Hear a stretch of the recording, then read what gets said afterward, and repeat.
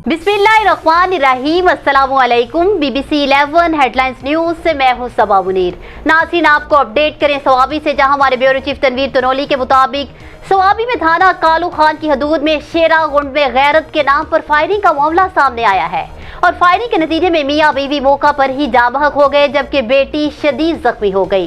Police सराय के मुताबिक लाशों और जख्मियों को अस्पताल मुंतकिल कर दिया गया और लाशों की शनाख्त नासिर और उनकी अहलिया शनाख्त बीबी के नामों से हुई और उनकी बेटी को शदीद जख्मी हालत में मर्दान मेडिकल कॉम्प्लेक्स मुंतकिल कर दिया गया।